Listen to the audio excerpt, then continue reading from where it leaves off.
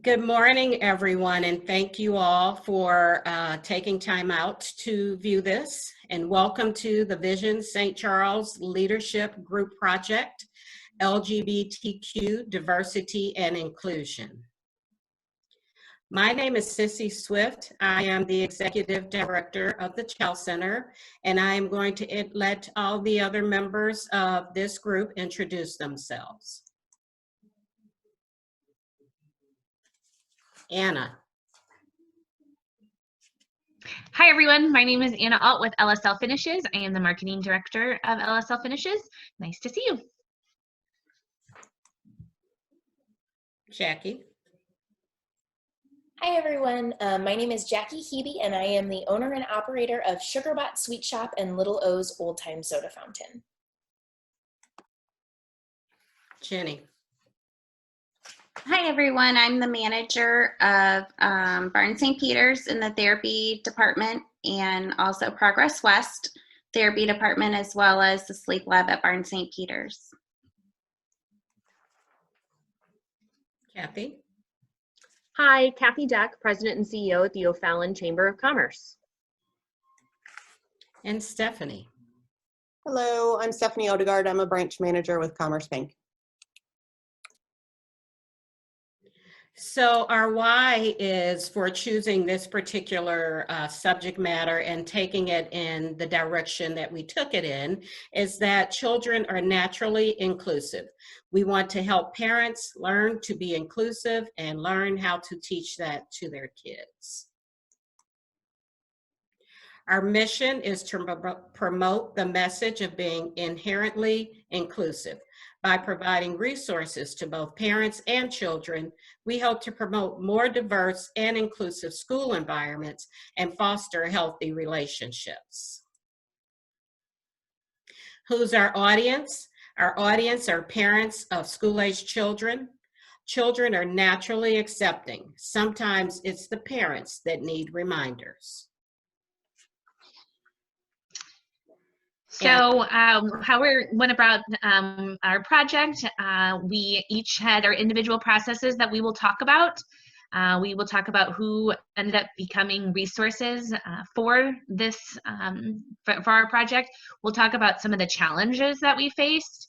We'll talk about what we have learned and the next steps moving forward after this. So our individual process, each of us had a different piece, a different role, something that we did. And so we are going to walk you all through that right now. One of the things that I did was meet with Meyer of the Meyer Foundation. They provide cyberbullying education and prevention in the schools at the middle school level. And we thought it was important to see exactly what it is that they are seeing. One of the things that she pointed out to us, Tina Meyer, is that the biggest discrimination and the biggest issue that she saw for children being bullied is around racial diversity between African American and white being number one. The second was LGBTQ. And then the third, she saw a lot of bullying around mixed race kids. Anna. So my process, I went to the LGBTQ plus panel discussion with intellectual and developmental disabilities at the DDRB. There, I was introduced to quite a few people in the community that I was able to have further discussions with. One of the things that I took away from the panel was that it's really important to acknowledge and not make assumptions with people in LGBTQ and then also with intellectual and developmental disabilities. Excuse me. So I met with Jill All. I met her through that panel. She and I had a nice lunch together. She is a mother and an activist and the executive director of PFLAG. So she told me more about that organization, and I've actually since then have been able to kind of get some more information for me personally that I can be a part of that organization. let's see, I also spoke with Beth Finder. She's the president of PFLAG. She lives here locally in my neighborhood, and she is also a mother and an activist. So from both of those women, I got the mother piece of helping to teach our children that not all parents teach their children inclusion, and how to help kids navigate through that. Let's see. I also spoke with Pat Holterman Holmes with Youth in Need. She also said what Sissy had said from Megan Meyer, that the biggest disparity that she sees is race, followed by LGBTQ individuals, and that there is a crisis for homeless teens right now. And actually, Youth in Need was the first in the area to develop services for inclusion. So they've been doing it for, I think, 30 years. And I apologize, I didn't talk about why I chose this group. My background was in a very non-inclusive religious organization, and I did not want my children to grow up in that kind of institutional discrimination. So I started doing research, and it changed my life, and I believe fully in teaching children inclusion. So thank you. Thank you, Jackie. Jennifer? Hold on, that was Anna. Yeah. So now it's my turn. This is Jackie. Jackie. So I chose this group because I grew up in a multiracial family, and I witnessed firsthand the exclusion that can come along with it. My part of the group was working on the survey that was our initial plan, which was to gather the information from both parents and children in our community and figure out what it was specifically that they were struggling with. Through doing that, I learned that it was really difficult to gather clear and concise information when it was being filtered through parents, and that also it was really difficult to gather information directly from the youth in our area, because with them being under 18, it was really difficult to get buy-in from the schools and from the other organizations in the community to have direct contact as an outsider with those children. So knowing that that made things a little bit harder to gather, that was part of the reason why we pivoted. All right, now Jennifer. Thank you, Jackie. Jennifer. Okay, so I chose this group because I am a parent to 3 small children. I also work in a hospital setting with employees and patients, and with the prevalence of diversity in our community. I thought it was a good opportunity to learn more and see what I could take back to the team. We had recently had a transgender center presentation from St. Louis Children's Hospital in our leadership meeting. And they talked about just increasing our knowledge around surrounding the care and inclusion of the LGBTQ community. So as part of this project, I was referred to the DDRB from Anna Alt. She gave me a few names there, and I reached out to them. Vicki Aimsinger, she's the Human Resource Director. She referred me to several other people in hopes that they had some gender identity surveys and resources. Kelly Stork, she didn't have any access to that data, but wished us best in our pursuit. And Stephanie Perkins, she actually referred me to the PFLAG group. So again, a lot of the diversity and inclusion is around the LGBTQ community, I believe. Thank you, Jennifer. Kathy? Hi, I chose this group because I love learning from others, and and understanding that everyone comes from a different worldview, and it's important for us to continue to understand that and develop ourselves in that manner and learn from others. Also, businesses really develop well and have effective processes when they have diversity and inclusion in their business. So it's very important, and to especially start with our youngest in the community, who will eventually be our workforce, to help educate them that everyone comes from a different worldview and it's okay to be different. The process that I took was collecting some resources, like on the national level, like the Trevor Project and things like that. The takeaway from that is that when you have such a national resource that's doing great things, it's really hard to get information from that down to a neighborhood level, because people aren't individually involved in that project. So it's very difficult to get that information here so that the youth can take advantage of that. Thank you, Stephanie.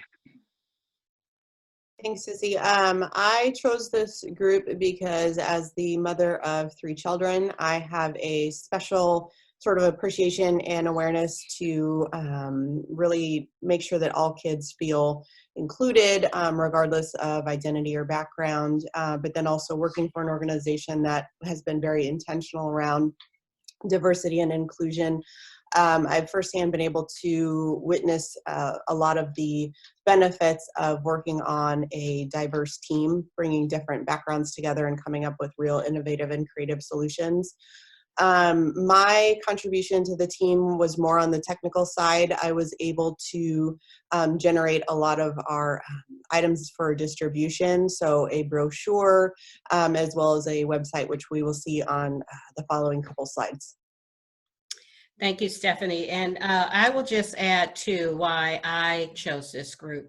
As an African-American woman of a certain age, I have had the privilege in a lot of instances to be the first and sometimes the only person of color who has been involved in different meetings and different jobs, in different roles, different capacities. And so I felt that it was important that as things have evolved, and that is not the case anymore in a lot of situations, it's important that we take that viewpoint that we have and we look and see what's going on with kids, and trying to really have a gauge and a pulse on that was important. So that is why I chose this group. As we move through this process, we did come up with several resources that we're going to share some of them on the next slide, but we wanted to do a special thank you to Tina Meyer of the Megan Meyer Foundation and Beth Finder of Pride St. Charles, who have agreed to be resources going forward. So if anyone wants to reach out to them for further information, they have agreed to do that. And we also have videos of them sharing that you all will be able to click on once this is uploaded. Stephanie? Thanks, Sissy. This is the brochure that we were able to generate.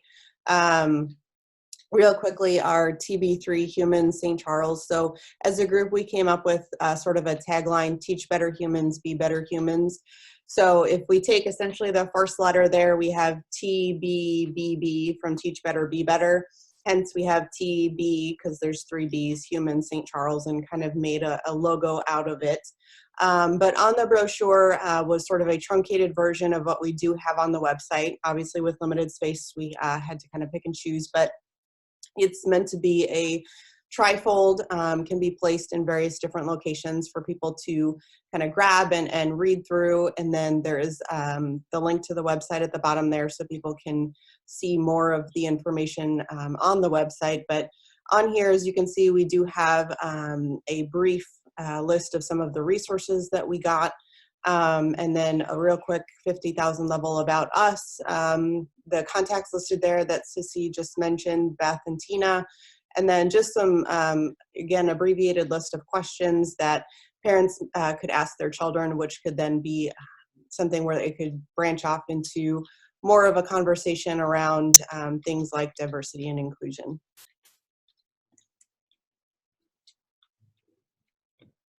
And that's Stephanie again. Yep. So this is a snapshot of the home screen of our website. Real quick, I know on the previous slide I had mentioned our resources list. Special thank you to the St. Charles Children's Resource Board for that list. We do have the full list on the website. It's pretty exhaustive, which is great. But on the website, we unfortunately couldn't get it to work on our presentation. So call to action for everybody to visit the website. We've got it in big font there. It's pretty cool. It's dynamic. It's colorful. It's attention grabbing. But again, this is something where we have the full list of resources, the full list of questions, more information there. So really encourage everybody to go visit and check it out. Thank you.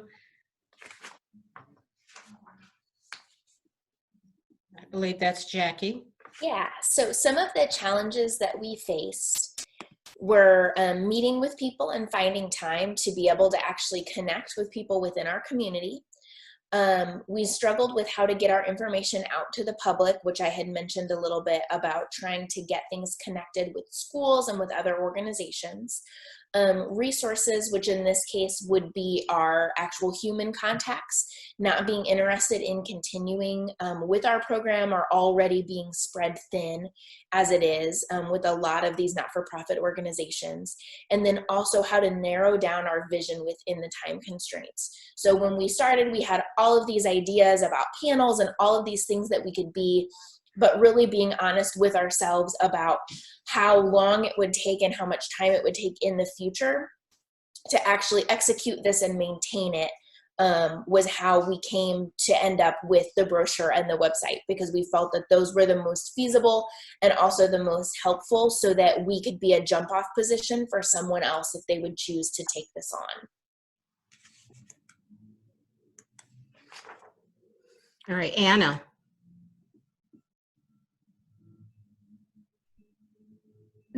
Next slide, Sissy. Sorry about that.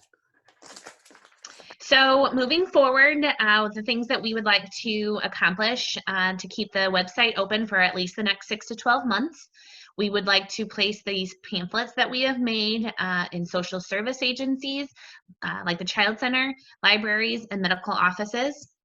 We want to share with all of the Vision alumni and have this on the Vision Facebook page, Vision website, and then possibly have future Vision classes take what we've started and continue it, make it bigger, better for the next group. All right, well, thank you. That concludes our presentation. We are so excited for you all to take those next steps with us. Thank you to the group that helped put this together. Thank you to all of our resources who agreed to be resources for us. And thank you for Mark finding a way for us to come up with a platform to be able to share this. If you all have any other questions for us, we will certainly be able to entertain those at another time in another format. But for now, thank you all and be safe.